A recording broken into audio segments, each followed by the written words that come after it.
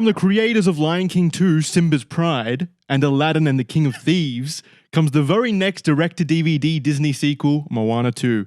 Should this have been a television series? Probably. The arrogance of Disney knows no bounds, though, as the dollar signs of cinema ticket prices shine in their eyes and they slap this out in the cinemas instead. That means Moana 2 should actually be good, right? If it's not on Disney Plus, that is. Well, you know it's a bad sign when even Lin-Manuel Miranda doesn't want to show up and make some songs for it to create songs for sad children dragged along to the movies by their Disney-addicted parents. So, Connor, what did you think? That was a lot. Of Moana 2. That was a lot to jump in. That was unexpected. That was a whole speech. Already sad that Lin-Manuel Miranda wasn't in it. You have strong feelings about him? I think he's been in so many Disney musicals at this point, Disney movies at this point, that he himself has become pretty tired. I liked In the Heights. Oh, I hated In the Heights. I forgot that was Lin-Manuel Miranda. I hated that movie. I think he's pretty overplayed at this point, but when he's good, he's good. When he's good, he's good. And this Moana 2 needed at least him or someone of his quality, because my God, there was no Encanto level songs. No Moana level songs. No anything. Songs. No single song in this movie was at all engaging. This movie is so inoffensive that it turns around to being offensive. There's no daring or anything. No, like I said in the start, this really felt like a Disney Plus TV series or something. I don't know about you, but at multiple points I could feel where an episode would end. And then start, yeah. Yeah. It did not feel like a big budget cinema movie. Even in I think if it the had level of been animation, a Disney Plus series, people would have enjoyed it. Yeah, it would have been fine. No one would have talked about it because all of the shit that goes on Disney Plus, no one talks about that shit, which is probably why they put it in movie theaters. I really like The Bad Batch. Thank you. Okay, well, that's one thing, and it's only because you're a Star Wars fan. Yeah, but it's good. No. Andor was good, yes. Andor is the exception to the rule. Most of the shit that goes on there, like all of the Marvel slop, most of the Star Wars slop, apart from Andor. Andor's like literally it. And Bad Batch. And Bad Batch, sure. What else is on Disney Plus that you can even think of? Welcome to Wrexham. Is that that's the It's Always Sunny in Philadelphia guy, isn't it? Yeah. Okay. Rob McElhenney. Okay. In terms, let me tighten this up even more. Yeah. Since you're succeeding at this.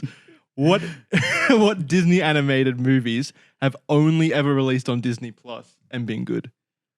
I'm sure there's one, but I have a horrible memory. I really don't think there is. I don't know. You put me on the spot. I haven't had my meds today. I can't answer. I think that they used to put these movies direct to DVD because they were too embarrassed to put it in cinemas, which is like Aladdin 2 and shit like that. You would always see those movies in like bargain bins at like Is it like DVD embarrassed stores. to put to cinema, or more just like, let's make something so that there's a sequel for people, but we're putting all our effort into another film?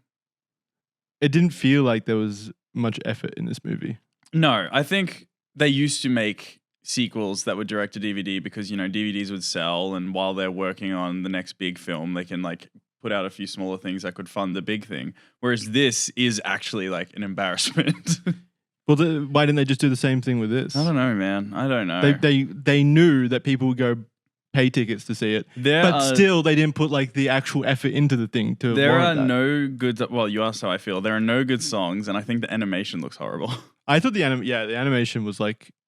I haven't watched Moana 1 in a while, but I remember being pretty like at least visually blown away by that movie. Like it looked good. There's maybe one or two scenes where I thought that looks kind of cool. And you're talking about the Bat Lady scenes, surely. Oh, the Bat Lady was good. And the storm at the end, there was like one shot where it looked pretty cool, but the rest was bad. I didn't think the animation was good. I didn't find it like visually cohesive or entertaining. Like I wasn't entertained by what was on screen. Yeah, the film has fucked up when I, who grew up on the ocean and adore the ocean and will do anything that has it involved, thought this is pretty bad. Like it couldn't even drag over the biggest diehard fan to be like, well, like it might look bad, but the ocean's cool.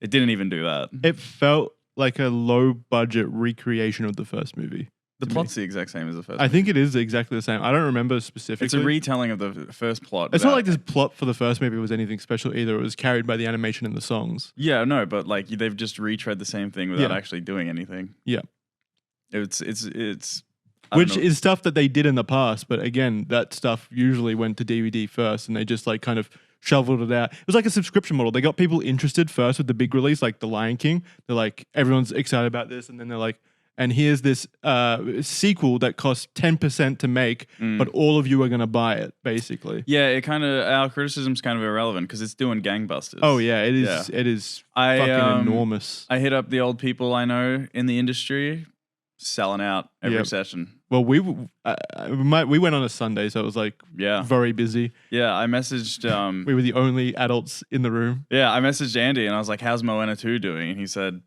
"Biggest seller right now. Yeah, everyone's going to it." I've seen it. I've seen the blockbuster, like the what do you call it, box office.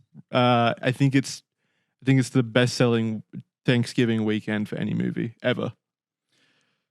I know. It hurts so much. But Furiosa was right there.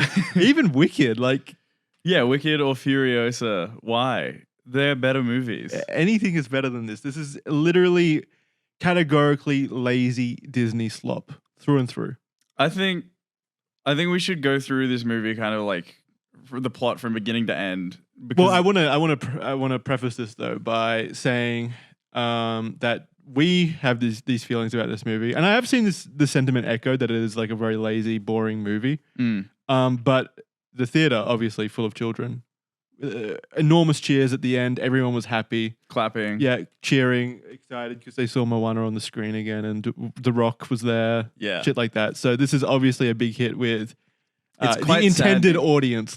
Well, see, it's quite saddening because I have a heavy investment in children's movies. I enjoy them. Like the films I watched as a kid kind of shaped what I enjoy, and I think that there should be things of similar quality in education, whereas you're not getting that anymore. They're just colorful. Yeah, it's like it's training my dopamine receptors as a 6-year-old. It's not even it's just bright light and noise. When I think of the children movies that I loved growing up, a lot of them they had something more substantive to them. There was something that adults could enjoy as well. Yeah. I think my top 3 as a child, number 1 was Balto. I don't know if you've ever seen that. Is that the fast dog? The dog... That's Bolt, isn't it? No, Balto is a sleigh dog, I believe, in the Canadian Rockies or something. That sounds like like a really obscure movie. It's incredibly tragic. It's very sad. Like Bambi levels? Oh, Bambi's nothing compared to this. This is tragic. Okay. Balto, probably Titan AE, and then... The third one's kind of interchangeable. Anastasia, American Tail, anything like that. I think mine. Obviously, you got your Toy Stories, Lion King. Obviously, if we're going along with Disney, children's movie though, I think the most like substantive ones for me growing up were, and this is like when I was like really little, like maybe between 6 and 10, were like the Land Before Times movies. Oh, Land Before Time and Dark Cauldron. I was all about those. Yeah, and it's like you look at The Land Before Time, it tells a really like, well, from my memory, a very tragic story and stuff, and very adult story. Yeah. Basically, well, adult in the sense of comparatively to Moana 2, basically. Yeah. But like there was something more there, instead of just there was everything that a child wanted, shit. but there was also some emotion and a lesson. Yeah. Yeah, and I was looking around the theater with all the I was going to say other parents, but we're not parents, so I'm your son. We're just weird dudes that go and watch Moana 2. Daddy? I was looking around at all the parents, and all of them looked like really mentally checked out and miserable and stuff. Oh yeah, there's nothing on screen for them, and that's what makes it a successful. This is a successful the most successful children's movie of all time, apparently, according to box office. And it hurts. But what makes an actual like critically accomplished movie? A children's movie is something that can drag the adults in as well. Yeah. And I don't think this had that. No, it didn't have anything. Like I told you, I had finished work at 4 a.m., got home. By the time I fell asleep, it was 5. Beautiful dreams of my XP bar and Classic WoW going up. Yeah. I was about to hit 60. Better. I think I was like 1 bar off about to hit 60. And then the alarm woke me up. I had 3 hours of sleep, drive an hour to go watch fucking Moana 2. I know. With a 6-year-old in the seat behind me grabbing my fucking skull. The experience. We're never going and watching a children's movie on a weekend again. No, never. God no.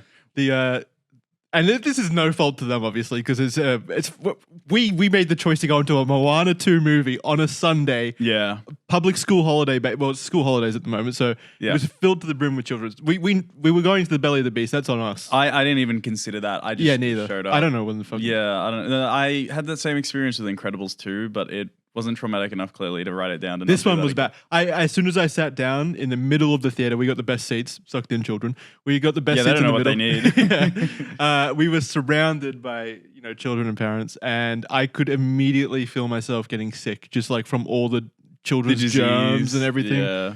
I could I was getting anxious about oh my god, there's so much gross germs and shit in here.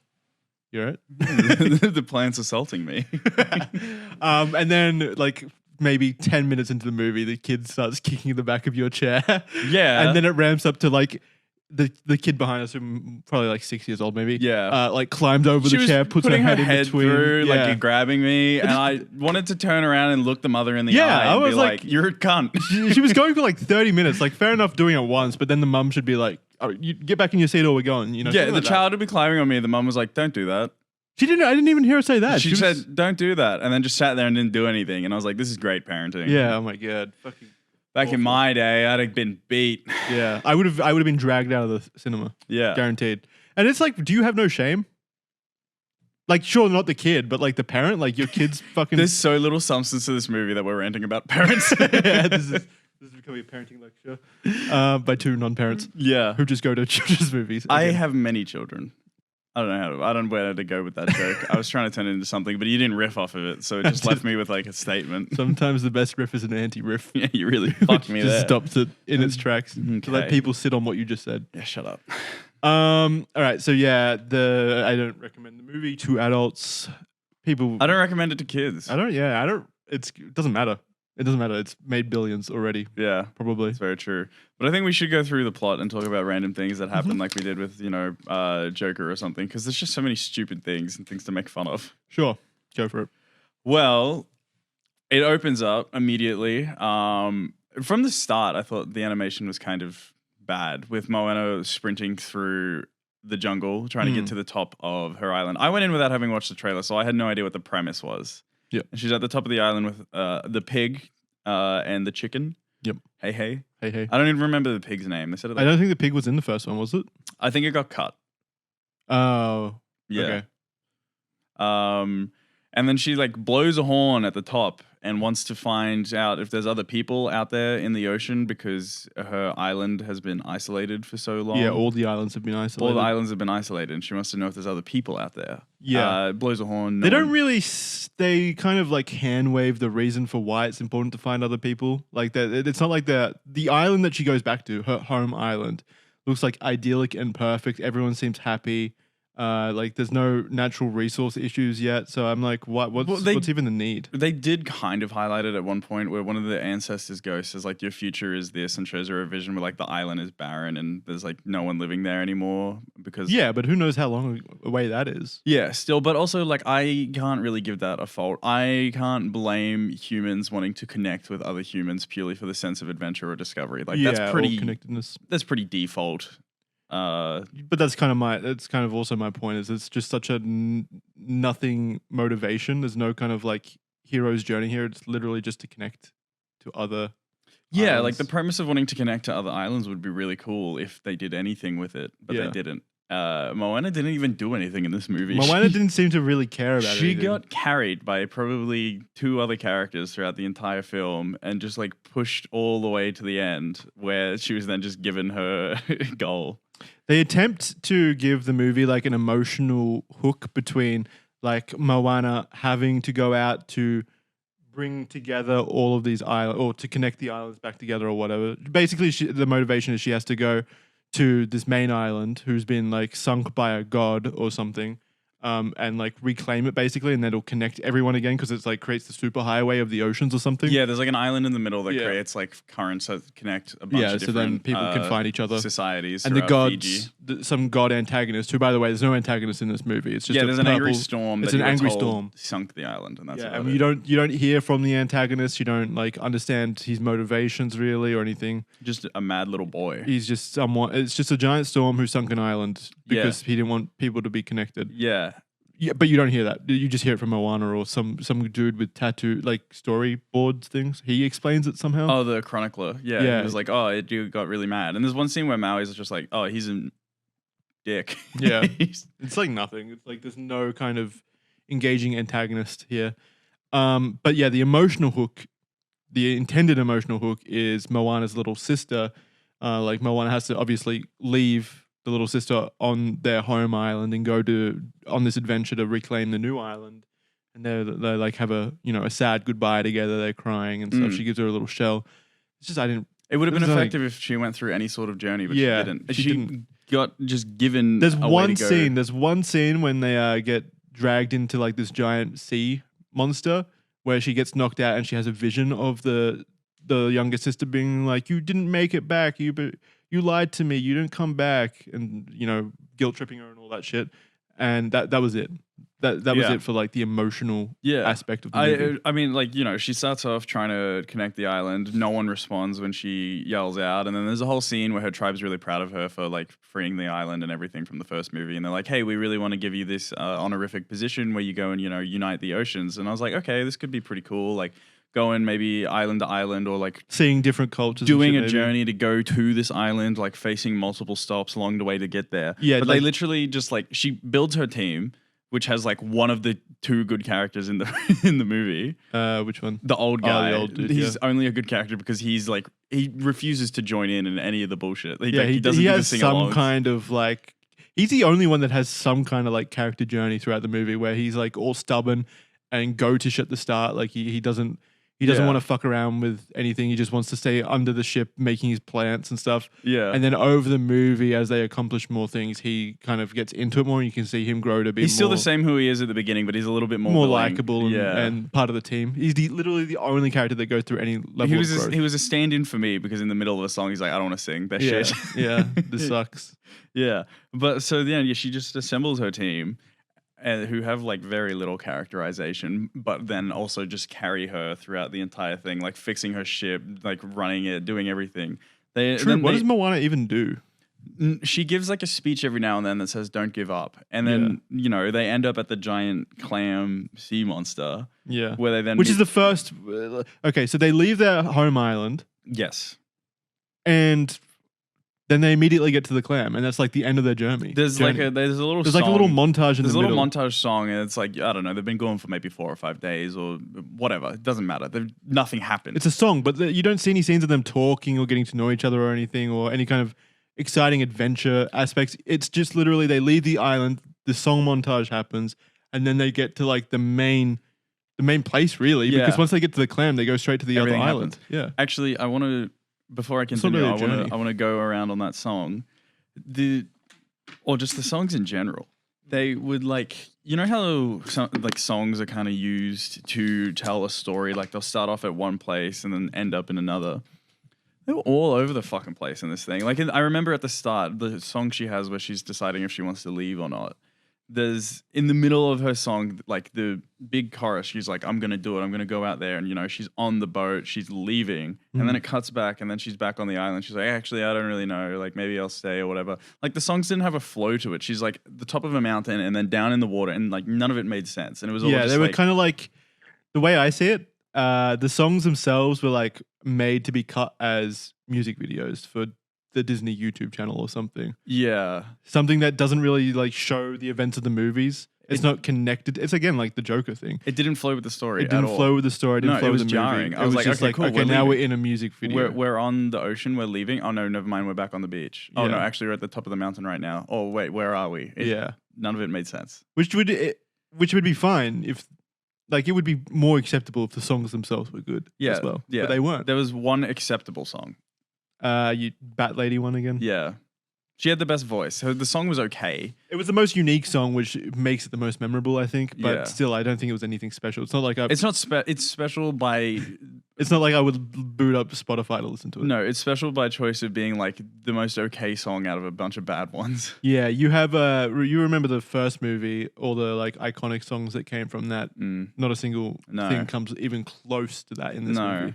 I think even though the Bat Lady song is the best, it actually left me quite disappointed because she opens up the song singing. I was like, wow, this woman's voice is really, really good. And then I don't know, the songwriters don't let her use it. They give her a bunch of other stuff that's like the antithesis to what her vocal skills are actually very clearly good at. Yeah. So then the whole time I'm just like wading through this song, and then it gets to where she's allowed to hit that high note again, and I'm like, she's really good, and then it goes back to being nothing. It's like she's like this operatic singer almost, and they gave her a rap song. Yeah. For some reason. Yeah. Like that kind of concept. It's I was like why? Why? She is clearly very good. I want to listen to her. Like I actually kind of like got turned on.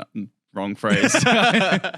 Well, she was hot. I locked in at that moment. I was like, oh, this is going to be good. And then I went back to bad. And then I was like, okay. Bat Lady was a weirdly sexy character. Yeah, the whole foot reveal. Yeah, she was like, she's showing those puppies. Yeah. Yeah, it was very weird. Yeah, but anyway, there's like 5 days of nothing happening. And then they end up at this big clam monster where they meet the coconut people who are like a warrior. Who were from the first movie as well. I remember them from the first movie. The warrior tribe. But now they're like, they have a backstory. They're revealed to have been kind of like victimized by the lightning dude as well. And this is where you get the only good character in the movie who actually doesn't have a single word or anything. No name. Doesn't even show up that much. No name. We gave him the moniker of Emil because he's as cool as Emil from Halo Reach. Yeah, he's exactly like, if you remember the Spartan from Halo Reach with the skull.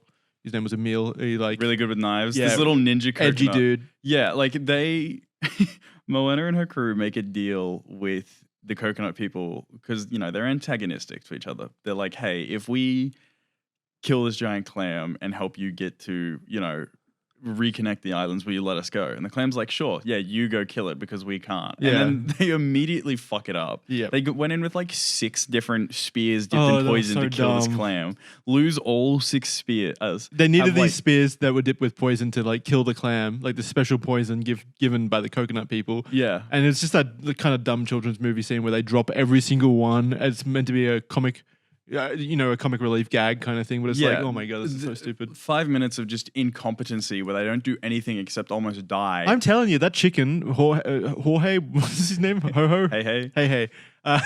He should have been killed immediately if there was any kind of like actual stakes to this movie. And then after 5 minutes of incompetency, Emil, the absolute goat carrier of the fucking team, decides to be a hero, leave his people, jump in, single-handedly kills the fucking clam, and then turns around and looks at his people and gives like a dramatic salute. Wakanda forever. Yeah. And then That's the only time I laughed during the movie is when he gave that salute and cut the Zandala forever. he cut the rope, sacrificing himself and Moana. And then they end up inside the clam, and it was like, okay, she did nothing again. Yeah, she did nothing. None of them did anything. If I was the coconut king, I wouldn't honor that deal. No. My best soldier just died to do it for you. What did you do? What did you accomplish? Yeah, what the fuck? Why didn't he just send the best soldier to do it in the first place? He was clearly more capable. And then throughout this entire, like up to this point, we've had maybe a minute total of screen time of Maui. He's been like chained up and like completely distant from everything. Oh yeah. Like people enjoyed his character in the first film and his interactions, and there is none of that here with her. No, until like the very end maybe of the the movie. second half of the movie. Yeah, maybe the last quarter is when they actually start interacting. To give you kind of like an explanation of how much, there's like one motivational scene where he sits down on a rock with her on a beach and like builds her up because she's having doubts about herself after she's failed for like 6 Yeah, more because fucking of times. course she should. She's fucking horrible at what she's doing. Yeah. So yeah, he gives her a motivational speech, and then that's basically it for how much they interact. Yeah. In any meaningful way. And that starts the rock song, which was, what was the rock song in the first movie? What can I say? But you're welcome. Yeah, that one. That one was super catchy. Yeah. In the first movie, I heard it even outside of the movie so much. This one, what was it called? Like Hoo Hey or something? Hoo Hoo? I can't remember a single lyric. It's the one where he like chants as she like finishes that coliseum battle thing. Like Moana, Goanna. It was so bad. It was bad. And the rock sounded so bad in it too. Oh, you could tell it was like edited. Yeah, it was really fucking bad. And I'm like, how did they go from Moana 1 soundtrack to this? I just don't, like, they had to have spent maybe like 5% of the budget of the first movie on songwriting? Or something. They had something, I don't know what happened. Because obviously they had confidence in it because they released it in theaters, and obviously that was the right move since it's, again, sold gangbusters. But it's like the quality difference is so astronomical. I can't believe that this is actually successful. Yeah, another issue with the plot is when we get back to Bat Lady and her song. Her song is all about like, hey, you got to be willing to get lost and kind of, Take chances, basically. Take chances and do all this stuff to find the way. But there's no fucking reason to have that song at this point because she's like, there was a star in the sky that she had to follow, which she had followed for 5 days, was on the right fucking track, ended up where she had to be, and then the Bat Lady's like, whoa, dude, you don't know what you're doing. And it's like, she might be stupid and fucked up along the way, but she was like going to make it to the island. She's got luck on her side. She was like on the way. Yeah, the song didn't make sense. Her song was all like... There was no She's trial. already taken the chance. She's already like plunged into this adventure by going on this journey in the first place. All I could think throughout the entire time was like, oh my God, I loved Frozen 2. Even with all its problems, Frozen 2 had so much more weight and drama and songs comparatively. And this just nothing fucking happened. And then you'd get a song that just made no fucking sense plot-wise. Yeah. And then she's teleported to the end of the fucking movie where the villain is, and then everyone then does everything for her. That Bat Lady, so she starts as an antagonist, like she captures Maui. She works for the Thunder God. Well, she's imprisoned in this giant clam by the Thunder God. Yeah, and works for him. Which also I was like, what kind of movie is this? Because at the start she like captures him and she's like, Maui's in like some sci-fi looking portal room, and she comes out and she's like, my boss won't really like this. I was like, what movie is this? Yeah, what is this? This seems very sci-fi right now. Yeah, and then that song happens, and she turns out to be a good guy and helps Moana escape this clam prison place. Yeah. So she gets her out of there, and then we literally don't see her again. I heard that there's an after credit scene between the Bat Lady, the Bat antagonist / friend, and the Thunder God, and that's literally the first time you see or at the end of the credits. It's like a Thanos scene, basically. So you hear from the antagonist only ever in the after credit scene for like 20 seconds, probably. It's the antagonist of this movie too. It's not like a Thanos thing where it's like setting up the next movie or something. It's literally the antagonist of the movie, and you don't hear from him or like actually see him or understand him until the after credits scene. Yeah, that's crazy. There is no antagonist in this movie except Moana's own incompetence and Disney execs. Yeah, for sure. It's so dumb. It's just a bad movie. It's awful. It's bad. And then, really bad. You've got like the worst fake out death, like a few times. Oh, so you think Maui crazy. Dies. Some dude in our cinema fucking screamed at that. Yeah. He was cheering when Maui died. Yeah. That was funny. Yeah, that was. I think he did the fucking coconut. Oh no, he did he did the sound from what's his name? The Rock's song. Yeah. The chant or whatever. And so he goes like Chihu. Chihu, yeah, something like that. Yeah, he just like screamed that out when The Rock died. That was funny. But then The Rock comes back with no, like you think he's gonna be punished and like taken down. Yeah, for he loses his tattoos. Yeah, you're like, oh my God, he got made human, and then he's just immediately not punished and he's like brought back to life and made a demigod again. And then Moana, he goes and does everything and carries Moana's ass to the fucking. Everyone does. Well, to be fair, Moana does actually. They did give her the benefit of her saving the day at the end. Like she, to cure the curse of the Thunder God, someone needs to stand on the island, and the island is buried under the water. Basically, it's like sunk. Yeah. So the plan is Maui's meant to fishhook the island and drag it up above the water so that Moana can then jump on it. And all the way they've got to like dodge and sail through like these thunderstorms, which they do. But then Maui fucks up or something and he gets zapped and the island sinks again, or doesn't get dragged up. So then Moana has the brilliant idea of just swimming to the island, like she jumps into the. She hears the Bat Lady's song or something again in her head. She's like, you've got to take chances or something. And she's like, I know how to do it. There's always a way. And then she just dives in the water, just swims maybe like 20 meters to the island, touches it. Yeah. And then that saves the day. But she drowns in the process. And then she gets resurrected by the spirits. Yeah. It was so dumb. It's like they tried to have this Sam and Frodo moment where like she's framed as Sam, where you do nothing the whole film, but then you carry it at the end and you save the fucking world. And it's like the right person in the right place can do nothing their whole life and then make such a difference. But there's like no emotional payoff or any kind of journey where you like her like you do like Sam and you're very happy to see him carry Frodo. There's no stakes. It didn't feel like there were any stakes. We knew that she wasn't going to die. She's pushed through her incompetence to the end, unlike Sam who can carry himself and then at the end just touches the island, dies, and then is rewarded and brought back as a semi-demigod. It really didn't feel like there were any stakes involved, which is crazy. No. So she swims down, touches the island, drowns. Maui Maui like finally comes back. He's fine. He got all his tattoos zapped off, so I guess he's mortal at that point, but he's still got his fish hook thing. So he swims down, and by this point the curse has already been lifted because Moana has touched the island. So she's got her water powers back. The ocean spirits are back. So they create like a little bubble around them on the top of the island. So then Maui holds her in her arms because apparently CPR hasn't been invented at this point. He didn't even attempt to resuscitate. No kind of like effort. He's just standing there, cries on her, and then a giant manta ray swims. I feel like I'm crazy. There was a manta ray that swam into the like area, and all the spirits of her ancestors formed a circle around them, and then she woke up. It could have been such a cool scene. And then Maui got all these tattoos back as well. So there is literally no like stakes or anything. Mm-hmm. Like what the fuck? The spirits gave his tattoos back? Like how does that work? It's just a shame. Like the cultural stuff they could have done could have been so cool, especially with all the different islands and like places she could have gone throughout the journey, and like the songs they could have had. They just didn't use. Well, it could have been like they could have gone to like a bunch of different island nations, basically, like a pirate island. If there were pirates of like other people who had gone out searching and then failed and like formed some island together, I don't know, anything. Something like fucking Pirates of the Caribbean, stuff like that. I know that's a different ocean entirely. If the Thunder God had minions or anything.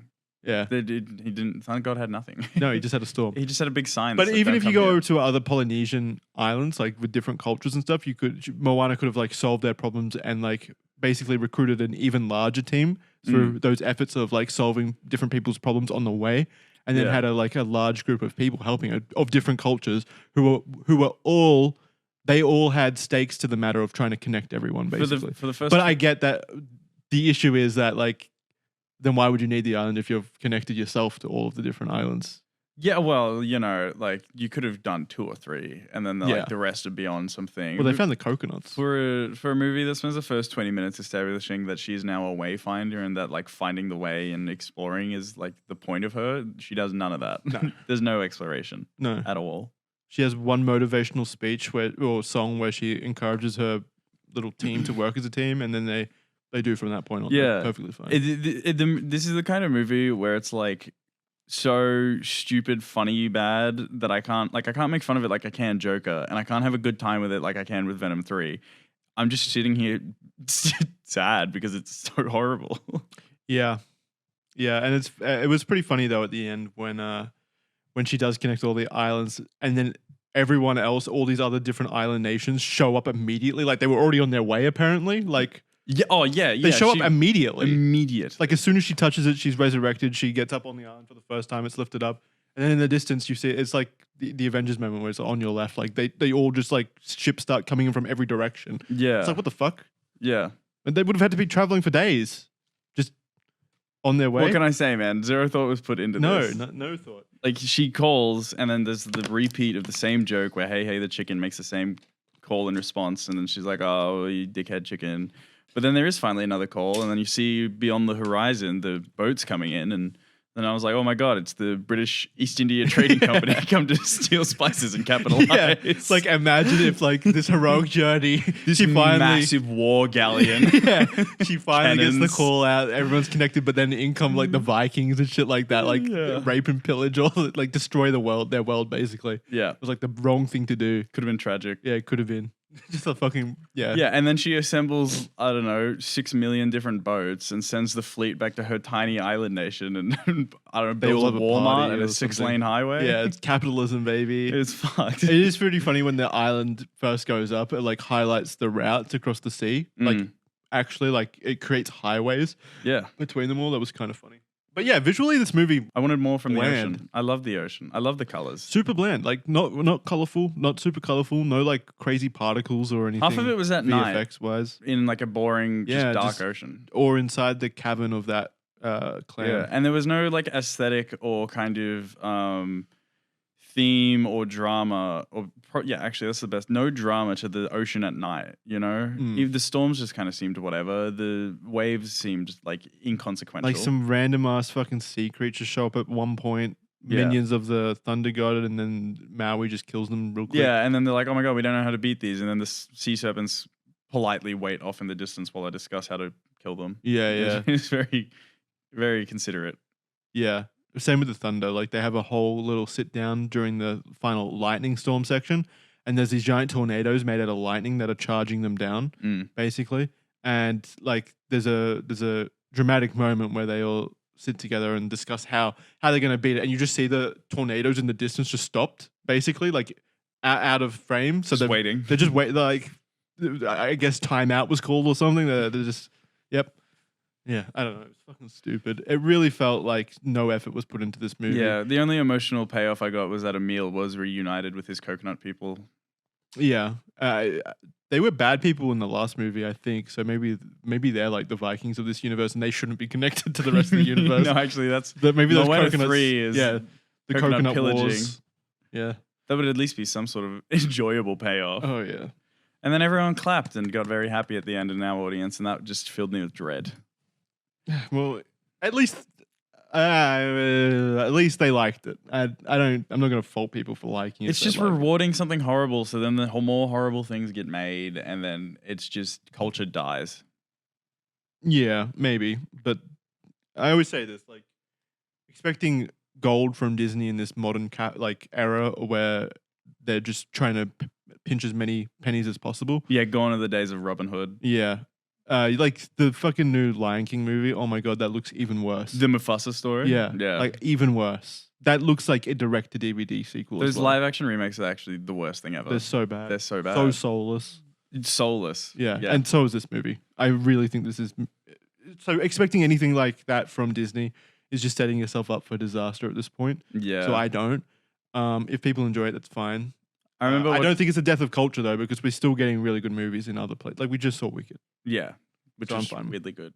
Yep. And the next movie that we will review is also weirdly good. Yeah, spoiler. Yeah, the days of watching Robin Hood or the old 2D animated ones and going like, wow, I'd love it if Disney would animate like one of my favorite books as a kid, like Redwall or something. And now that thought enters my mind and I'm like, stay the fuck away from these books. Please don't animate them. Yeah. I really don't want them to adapt anything anymore. Yeah. I have some fun facts here. Fun facts. So Give it to me. I need something fun about this movie. So, well, I don't know if this is fun, but it is a fact. So the songwriters were a pair of girls who created the Bridgerton musical on TikTok. So that's who made the soundtrack and stuff. It was TikTok influencers. They're like 23 or something. So they got hired. They got sued by Netflix for that Bridgerton musical, apparently. But then Disney hired them to make the song. And they said, it's shocking it hadn't happened yet. Bear, 23, tells USA Today, why don't we have more girls telling girl stories? Who knows a girl's brain better than them? What kind of fucking girl story was this? Like, what happened that speaks to women? I don't know. Yeah. It was like, there was nothing deep or like... There wasn't a story. Nothing happened. No. So I don't know what the fuck they're talking about, why they turned it into a gender issue. Moana 2 was originally meant to be a series on Disney Plus. You can feel it. Yeah, the streaming service, but was reworked into a feature film and scheduled for a theatrical release. And the early box office reports for Moana 2 are already in, and so far it looks like the decision to switch to a theatrical release has paid off. In just one day, this is sad. This is so sad. In just one day, the animated movie managed to rake in $66.3 million worldwide in one day. Killing myself. And the movie still has Thanksgiving numbers and a whole weekend's worth of performance to hit the 100 million debut, which looks pretty likely at this point. Furiosa died for this. Yeah, well, should have been shit. I don't know what to tell you. Should have made a bad movie. And The Rock was paid $20 million for this movie. Well, you get that bag. Yep. Get that bag, the Rock. Who is going... I only ever hear negative things about The Rock. Are people actually going to see movies with The Rock in it because it's Rock's in it, or is he just tricked Hollywood into believing? Yeah, that? man, they do. They actually do see The Rock movie. Yeah. People would come up at the cinema and be like, can I go watch that new Rock movie? They wouldn't know the name of the movie, but they knew The Rock. They knew he was in it. And they said, I want to get to the Rock movie. That is so fucking sad. Yeah. If it was Jumanji, sure. But then there'd be all these other bad ones. The Jumanji movie was bad as well, from what I remember. The first one? Yeah, the original didn't have The Rock in it. No. The Rock remake. I didn't like it. Yeah. I mean, it was enjoyable. It's not great, but it's enjoyable. All right, so we don't recommend it. No, not at all. In fact, burn the film. Burn Disney to the ground. Well, I'm not saying burn the HQ to the ground. We can still you know, maybe we can redeem them someday. But I am saying take the Moana 2 film reel and burn it. There's only one, the master copy. The master copy needs to be burned. I would say don't go to the cinemas because this is obviously going to hit streaming platforms within Just the watch next it on 2 streaming. months. In fact, watch it in 25-minute segments, just like the show would be. yeah, that's a good idea. Yeah. I mean, if you got kids, sure. I mean, what else is on that? That's like really. Maybe Welcome to Wrexham. Watch Welcome to Wrexham with your children. Yeah, learn about soccer. Watch It's Always Sunny in Philadelphia with your children. That's a banger. That would educate them. Yeah. Mm-hmm. All right, we don't recommend it. And this has been Real Boys. Thank you very much for watching. You're welcome. We'll see you next time. Bye. Bye.